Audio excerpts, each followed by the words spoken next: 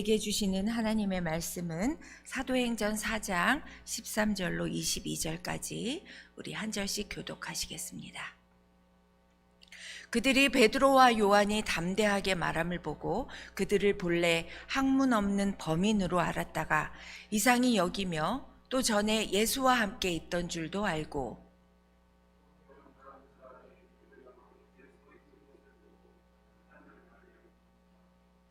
명하여 공회에서 나가라 하고 서로 의논하여 이르되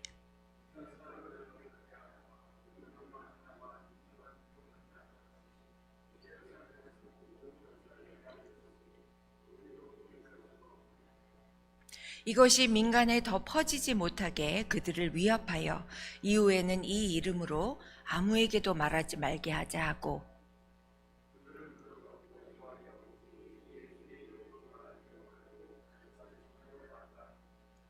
베드로와 요한이 대답하여 이르되 하나님 앞에서 너희의 말을 듣는 것이 하나님의 말씀을 듣는 것보다 옳은가 판단하라.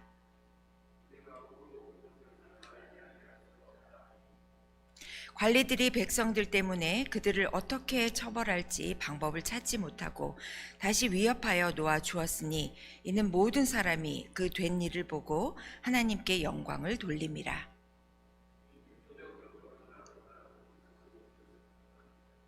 아멘. 좋은 아침입니다. 제가 학생 시절에는 자격증 시대라고 뭐든지 가능한 대로 자격증을 취득했던 기억이 납니다. 이번에 제가 새로운 직장을 구하면서 이력서를 작성할 때도 갖고 있는 모든 라이센스를 기입해야만 했습니다. 아마 이민 생활 하시면서 라이센스 서너 개 이상은 갖고 계시는 분들이 아주 많으실 겁니다. 아무리 라이센스가 많다 하더라도 우리는 지금 당장 일하고 있는 라이센스의 직종으로 우리가 무슨 일을 하고 있는 사람인지를 나타냅니다. 제가 스킨케어 자격증을 갖고 있다 하더라도 저를 에스테틱션이라 부르지 않습니다. 왜냐하면 저의 삶이 그 일을 하지 않기 때문입니다. 우리의 신앙의 삶은 어떤가요? 교회에 다닌다고 해서 모두 그리스도인이라 할 수 없습니다. 그리스도인들은 그 명칭에 걸맞게 삶을 살아야 그리스도인이라 불릴 수 있습니다. 너무나도 당연한 이야기죠. 오늘은 그 당연한 이야기를 함께 나누고자 합니다. 세상 사람들은 그리스도인에게서 예수의 흔적이 보이지 않으면 우리를 개독교인이라고까지 부를 정도로 아주 엄격한 시선을 가지고 봅니다. 어떤 새 성도님이 성경 전체를 읽으시고는 담임 목사님께 교회사 책을 빌려달라고 하셨답니다. 물론 우리 교회는 아닙니다. 그래서 그 담임 목사님께서 왜 그 책을 읽으시려고 하느냐고 물으니까 언제부터 그리스도인들이 전혀 그리스도를 닮지 않는 모습으로 살기 시작했는지 궁금해서 교회사를 읽어보려고 한다. 이렇게 대답을 했다는 일화가 있습니다. 그리스도인들이 그리스도인답지 않는 모습으로 살아가는 모습, 우리의 모습입니다. 그래서일까요? 자신이 그리스도인임을 사람들 앞에 드러내기 꺼려하는 성도들이 꽤 있는 듯 합니다. 아마 나름대로 이유가 있겠죠. 제가 잘 아는 목사님이 계시는데 그분은 한국에서 오랫동안 일터 사역, 직장 사역이라고 부르는데 그 일터 사역을 하셨던 분입니다. 그 목사님의 말씀을 빌리면 일터에서 그리스도인들이 그리스도인이라는 점을 드러내지 못하는 이유를 두 가지로 설명을 해주시더라고요. 첫 번째는 자신의 삶이 신앙을 제대로 드러내지 못할까 염려하기 때문이라는 것입니다. 자기가 그리스도인이라는 것을 주변 사람들이 다 아는데 자기가 하나님의 영광을 나타내기보다는 하나님의 영광을 가릴까 염려해서라는 것입니다. 두 번째는 신앙 때문에 불이익을 당할 것을 두려워하기 때문이라는 것입니다. 혹시 직장 상사가 불신자여서 단지 믿는다는 이유로 불이익을 받을까 두려워해서 자신이 크리스찬임을 알리지 않는다는 것입니다. 실제로 이런 그리스도인들이 적지 않은 것 같습니다. 주일날 성전을 가득 채웠던 그 수많은 성도들 중에 많은 사람들이 평소의 삶의 현장에서는 자신이 그리스도인이라는 사실을 감추고 살아가는 것이 이제는 마치 당연한 것처럼 받아들여지고 있는 모습이 바로 우리 현실의 모습입니다.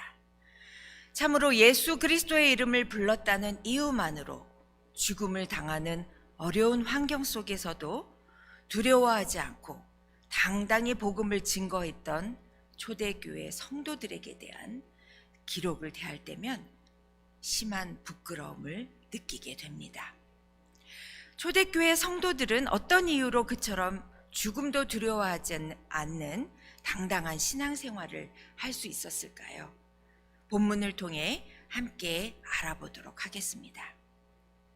첫 번째로 그들은 흔들리지 않는 믿음을 가졌습니다. 초대교회 성도들이 당시 유대교 지도자들로부터 핍박을 받았던 가장 큰 이유는 그들이 예수를 하나님의 아들이요 그리스도라 증거했기 때문입니다. 유대교 지도자들에게는 예수가 주라는 사실을 결코 받아들일 수 없었으며, 따라서 그들은 초대교회를 핍박하며 교회의 지도자들인 사도들에게 그들의 주장을 철회할 것을 요구했습니다. 그러나 우리가 읽은 본문은 물론 사도행전, 오늘 이렇게 제가 입이 꼬이는지 모르겠습니다. 요새 제가 일을 좀 힘들게 해서 몸이 안 따라줍니다. 죄송합니다. 본문은 물론 사도행전과 신약 전체를 통틀어 어느 곳에서도 사도들이 예수가 그리스도이심을 부인하였다는 기록을 우리는 찾아볼 수가 없습니다. 그리고 사도들뿐만 아니라 숱한 성도들도 핍박과 사자들과 권력자들 앞에서 이 사실을 당당하게 증거하며 싸우다가 영광스러운 순교자의 반열에 선 것을 우리는 기억합니다. 이렇게 예수가 그리스도이시며 하나님의 아들이시라는 것, 그가 죽음을 이기시고 부활하셨다는 사실에 대한 확고한 믿음이 그들에게 있었습니다. 그 이후로 초대교회 성도들은 그토록 당당하게 권력자들 앞에서 굴복하지 않았습니다. 사랑하는 참교회 성도 여러분, 만약 우리가 아직도 그리스도인의 이름을 당당히 증거하지 못한다면, 또 어떤 자리에서든지 자신이 그리스도인임을 당당하게 밝히지 못한다면, 우리가 그리스도께서 나의 구주이심을 믿는 확고한 믿음을 가지지 못하였다고 진단할 수 있지 않을까요? 초대교회의 지도자였던 야고보는 당시 성도들에게 이렇게 말합니다. 행함이 없는 내 믿음을 내게 보이라. 우리는 압니다. 우리가 그리스도인의 이름을 부끄럽게 생각한다면, 그리고 그리스도의 이름과 함께 당당할 수 없다면, 그것은 곧 우리의 믿음 없음을 분명히 증거한다는 것을 우리는 잘 압니다. 오직 어떠한 위험과 위협 앞에서도 흔들리지 않는 믿음을 가진 자, 그들만이 그리스도의 이름과 함께 당당할 수 있습니다. 두 번째로, 그들은 분명한 증거를 가졌습니다. 예수 그리스도의 공생의 기간 동안에, 그리고 그의 부활과 승천 이후에 사도들이 주축을 이룬 초대교회 시절에는 유대교의 지도자들인 제사장들과 사두개인들은 참으로 곤혹스러운 경험을 거듭하게 됩니다. 자신들이 생각하기에 분명 율법을 거스리는 자들이요, 따라서 하나님을 대적하는 자들이었던 예수 그리스도와 사도들이 옛 선지자들이나 할 수 있었던 엄청난 이적을 계속해서 행하였던 것입니다.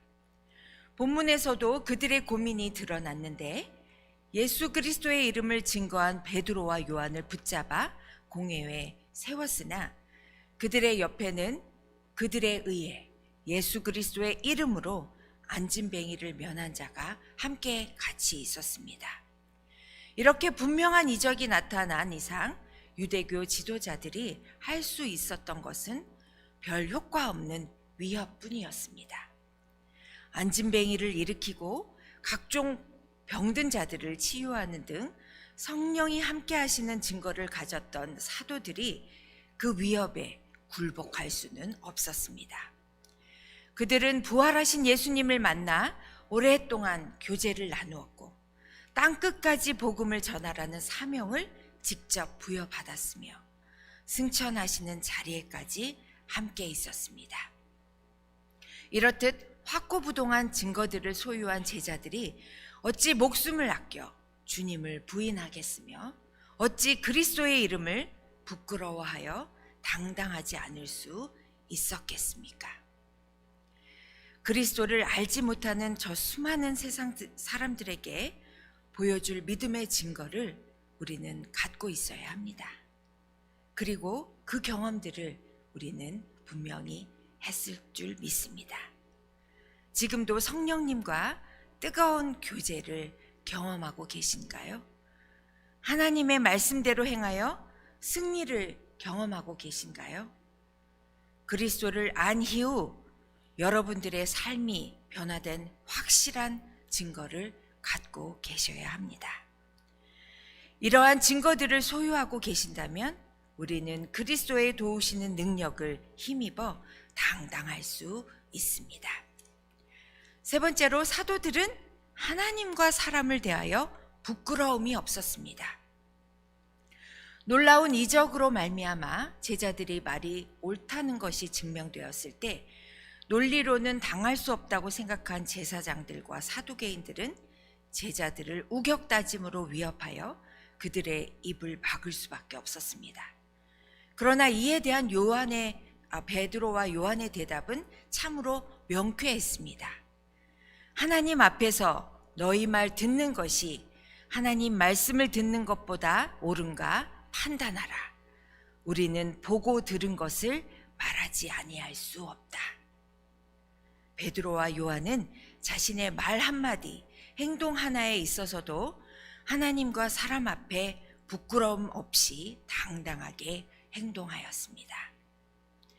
천한 어부 출신으로 학문 없는 평범한 사람으로 알았던 베드로와 요한에게 더욱이 신성 모독죄로 로마에 대한 반역죄로 기소되어 얼마 전 처형되었던 사형수의 예수님의 제자에게 불과한 이 둘에게 마침내 완벽하게 굴복하고 맙니다. 세상은 우리 성도들에게 참으로 많은 것을 기대하고 요구합니다. 그들은 우리가 그들 자신보다 도덕적으로 성결하기를 원하고 자신들보다 인자하기를 요구합니다. 자신들과 함께 섞여 죄짓지 않는 것을 미워하기도 하나 또한 자신들과 함께 섞이는 그리스도인들을 경멸합니다. 그러므로 이런 사람들을 대하여 그리고 보다 궁극적으로 하나님을 대하여 부끄러움이 없을 때에 우리는 세상을 향하여 당당히 설 수 있을 것입니다. 말씀 한 절을 보고 말씀을 맺히겠습니다. 누가복음 9장 26절입니다. 제가 읽어드리겠습니다. 누구든지 나와 내 말을 부끄러워하면 인자도 자기와 아버지와 거룩한 천사들의 영광으로 올 때에 그 사람을 부끄러워하리라.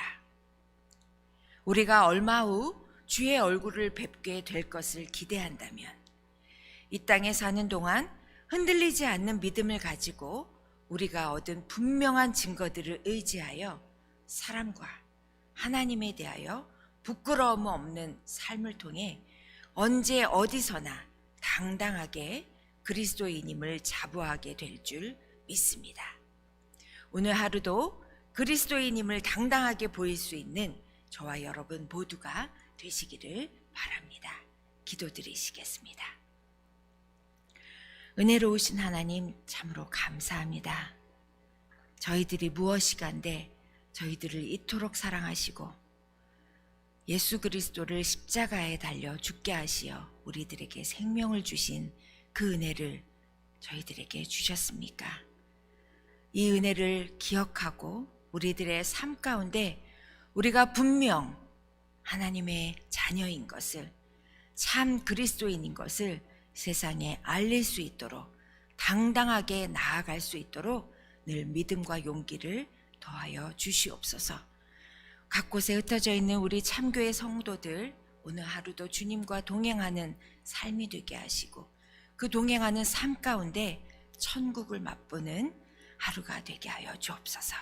감사드리며 이 모든 말씀 우리 주 예수님의 이름으로 기도드립니다.